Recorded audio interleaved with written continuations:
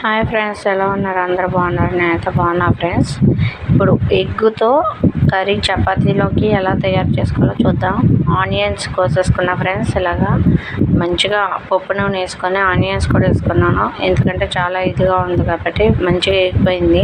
అలాగే కొంచెం పసుపు వేసుకున్నా ఫ్రెండ్స్. ఇప్పుడు కోడిగుడ్లని ఎగ్స్ని ఇలా చిన్న చిన్న ముక్కలుగా బాయిల్ చేసి ఇలా చిన్న చిన్న ముక్కలుగా కట్ చేసుకోవాలి ఫ్రెండ్స్. ఎందుకంటే చపాతీలోకి కానీ అన్నంలోకి కానీ కర్రీ ఎగ్గు పొరుటు ఎలా తయారు చేసుకోవాలో అలా బాగుంటుంది ఫ్రెండ్స్. ట్రై చేయండి.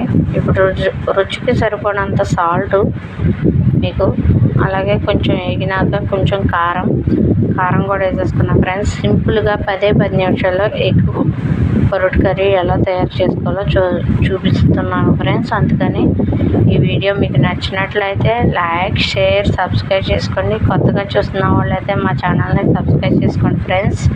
Thank you. ఇవాళ ట్రిప్ వచ్చేసి ఫ్రెండ్స్, మీకు రోజ్ వాటర్ ఉంది కదా ఫ్రెండ్స్, రోజ్ వాటర్ని మీకు చూపిస్తాను నెక్స్ట్ వీడియోలో. రోజ్ వాటర్ని ఫేస్ కట్టుకున్నాక ఫ్రెష్ అయ్యాక రోజ్ వాటర్ని మెడకి అప్లై చేసుకుంటే, ఒంటికి బాడీకి అప్లై చేసుకుంటే చాలా మృదువుగా సున్నితంగా ఉంటుంది ఫ్రెండ్స్. ఎందుకంటే ఈ వేసవకాలంలో ఇదిగా ఉంది కాబట్టి ట్రై చేసి మీకు ఎలా ఉందో కామెంట్ సెక్షన్లో పెట్టండి ఫ్రెండ్స్. Thank you.